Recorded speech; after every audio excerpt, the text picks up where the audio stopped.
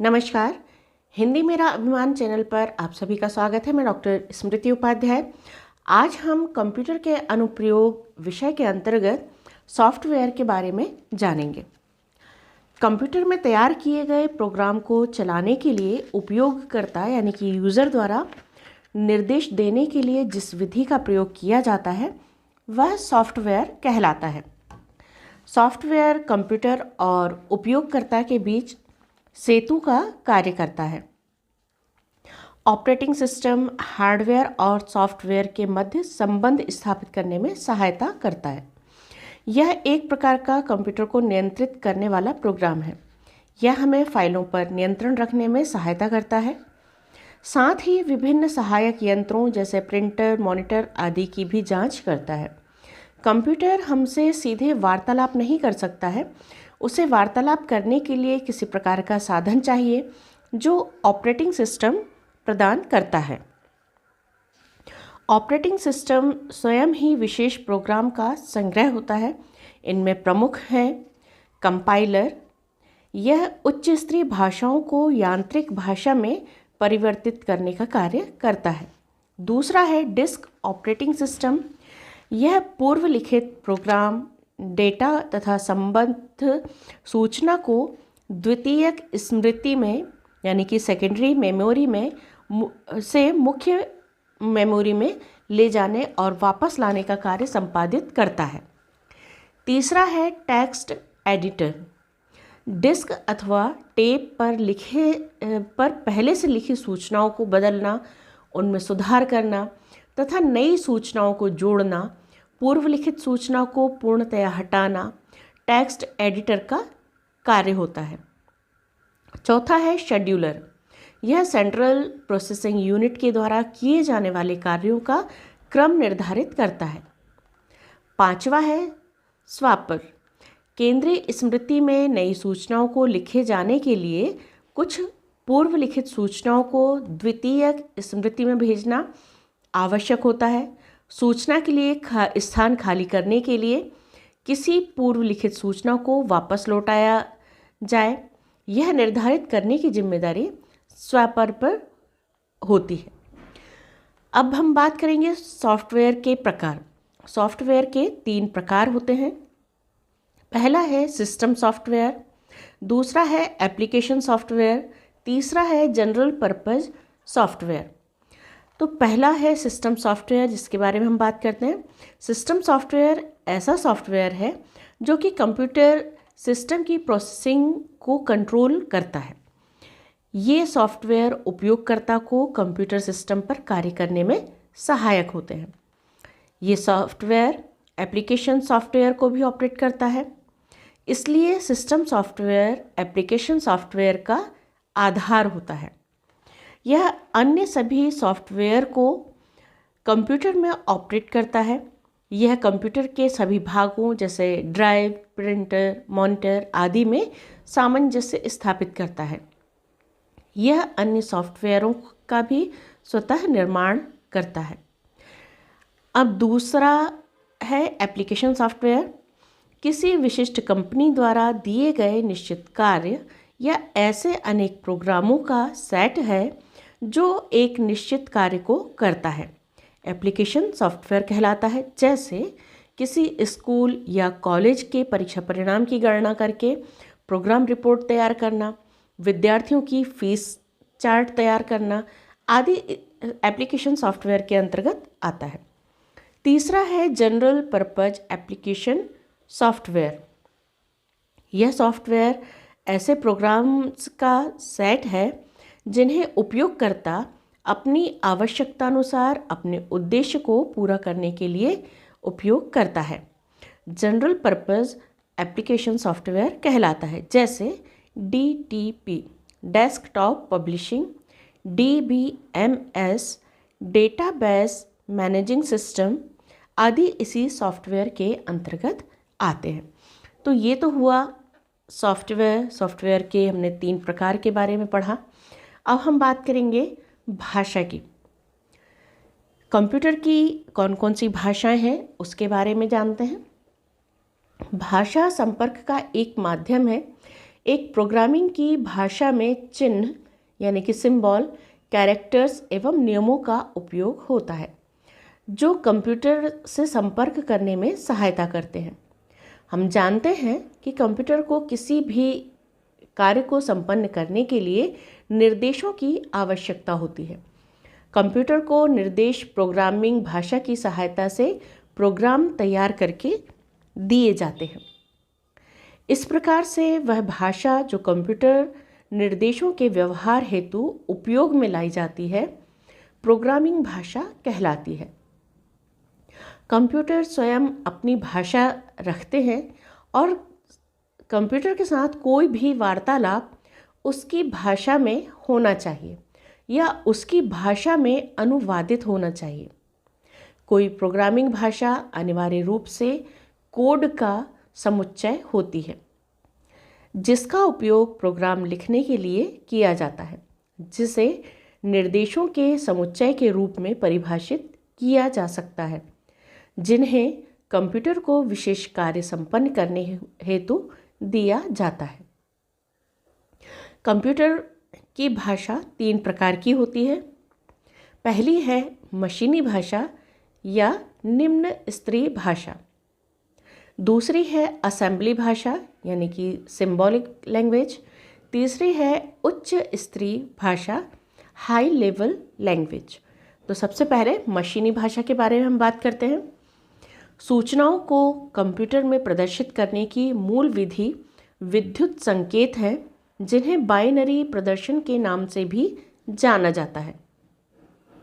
वे programme जो binary संख्याओं की सहायता से लिखे जाते हैं, उन्हें यंत्र भाषा के नाम से जाना जाता है। यह निम्न स्तरीय भाषा कहलाती है। कंप्यूटर की भाषा स्ट्रिंग ऑफ बाइनरी यानी 0 एवं 1 की होती है और इस खंड को बाइट्स भी कहते हैं। यह ऐसी भाषा है जिसे प्रोसेसर सीधे सीधे समझ लेता है। इसलिए कंप्यूटर को दिए जाने वाले निर्देश बाइनरी नंबर में यानी कि 0 एवं 1 में ही लिखे जाते हैं। बाइनरी नंबर में लिखी जाने वाली कंप्यूटर की यह भाषा मशीनी भाषा कहलाती है। इसे कंप्यूटर की प्रथम पीढ़ी की भाषा भी कहते हैं। दूसरा है असेंबली भाषा यानी कि सिंबॉलिक लैंग्वेज। असेंबली भाषा और असेंबलर का विकास कंप्यूटर प्रोग्राम के कार्य को सरल बनाने की ओर पहला कदम था। असेंबली भाषा में प्रत्येक निर्देश स्मारक रूप में वर्णित किए जाते हैं। असेंबलर स्वयं एक यंत्र भाषा प्रोग्राम है जो असेंबली भाषा प्रोग्राम को स्रोत के रूप में लेता है और उन्हें यंत्र भाषा प्रोग्राम में अनुवादित कर देता है, जिसे ऑब्जेक्ट प्रोग्राम कहते हैं। मशीनी भाषा हमारे लिए कठिन भाषा थी। भाषा इस कठिनाई को दूर करने के लिए 1950 में सिंबॉलिक कोड एड्रेस विकसित किए गए। इसके द्वारा प्रोग्रामिंग में होने वाली परेशानी से थोड़ी राहत मिली। बाइनरी नंबर के संकेतों को न्यूमोनिक कोड से किया जाने लगा। न्यूमोनिक कोड से लिखे निर्देशों को असेंबली भाषा कहा गया। उदाहरण के लिए न्यूमोनिक कोड है जो धनात्मक चिन्ह को स्पेसिफाई करता है। असेंबली भाषा प्रोग्राम अपेक्षाकृत यंत्र भाषा प्रोग्राम की तुलना में लिखने में सरल होते हैं।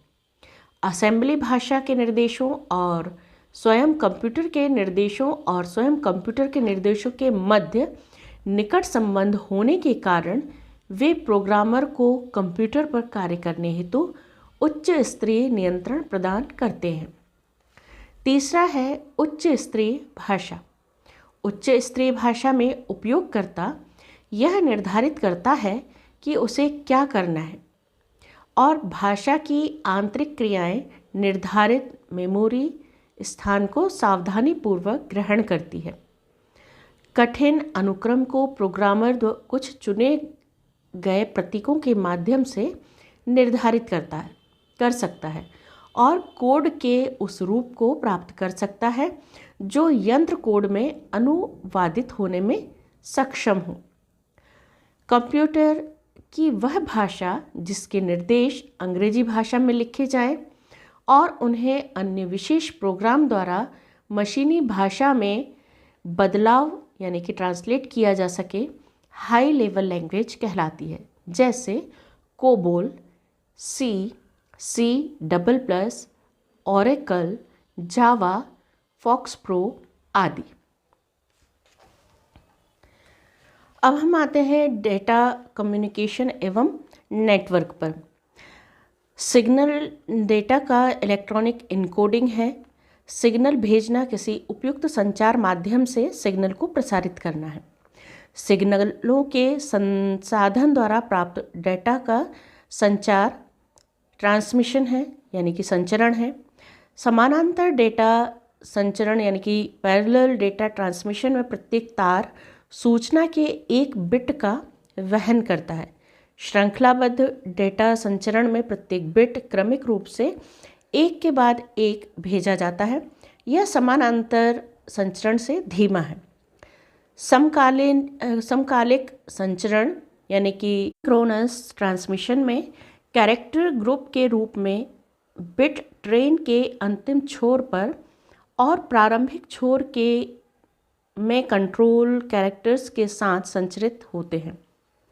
समकालिक संचरण में प्रत्येक कैरेक्टर पृथक रूप से संचरित होता है। सिंप्लेक्स मोड में संचार माध्यम का प्रयोग एक दिशा में होता है। हाफ ड्यूप्लेक्स मोड में संचार माध्यम का प्रयोग दोनों दिशाओं में होता है, किंतु एक समय में एक ही दिशा में होता है। फुल ड्यूप्लेक्स मोड में संचार माध्यम एक ही समय में दोनों दिशाओं में प्रयुक्त होता है। संचार हेतु कंप्यूटरों को आपस में जोड़ा जाता है, जिससे कंप्यूटर नेटवर्क का निर्माण होता है। कंप्यूटर नेटवर्क 3 प्रकार के होते हैं। पहला है LAN, LAN, local area network. दूसरा है MAN, MAN, metropolitan area network. तीसरा है WAN, WAN, wide area network. तो पहला लोकल एरिया नेटवर्क के बारे में हम जानते हैं। तो ये क्या है? परस्पर संचार हेतु किसी छोटे क्षेत्र के कंप्यूटरों का नेटवर्क लोकल एरिया नेटवर्क कहलाता है, जैसे किसी बिल्डिंग के सभी कंप्यूटरों का नेटवर्क। दूसरा है मेट्रोपॉलिटन एरिया नेटवर्क, किसी बड़े क्षेत्र में के कंप्यूटरों का नेटवर्क मेट्रोपॉलिटन एरिया नेटवर्क कहलाता है, जैसे किसी शहर के बिजली विभाग के सभी शाखाओं एवं कार्यालयों के कंप्यूटरों का नेटवर्क। तीसरा है वाइड एरिया नेटवर्क। विश्व स्तरीय computer network wide area network के अंतर्गत आता है। इंटरनेट इसका सबसे अच्छा उदाहरण है। अब आते हैं हम टोपोलॉजी के बारे में बात करेंगे। तो कंप्यूटर नेटवर्क में कंप्यूटरों को आपस में जोड़ने के तरीके को टोपोलॉजी कहते हैं। किसी टोपोलॉजी के प्रत्येक कंप्यूटर नोड या लिंक स्टेशन कहलाते हैं। जब कई कंप्यूटर सीधे एक केंद्रीय कंप्यूटर से जुड़े होते हैं तो इसे स्टार टोपोलॉजी कहा जाता है। जब सभी स्टेशन कंप्यूटर एक सीधी पंक्ति में एक दूसरे से जुड़े हों तो ऐसी टोपोलॉजी बस टोपोलॉजी कहलाती है। जब सभी कंप्यूटर आपस में वृत्ताकार रूप में एक दूसरे से जुड़े हों तो इसे रिंग टोपोलॉजी कहा जाता है। किसी भी एक कंप्यूटर के खराब होने पर पूरा रिंग टोपोलॉजी बाधित होता है। तो आज हमने पढ़ा सॉफ्टवेयर के बारे में और कंप्यूटर की भाषा के बारे में, साथ ही कंप्यूटर नेटवर्क के बारे में भी आज हमने जाना। अगले वीडियो में हम इंटरनेट के बारे में हम बात करेंगे। इंटरनेट से संबंधित जितनी भी जानकारी है उसके बारे में हम जानेंगे। तो अगली वीडियो में हम फिर मिलते हैं, तब तक के लिए नमस्कार, धन्यवाद।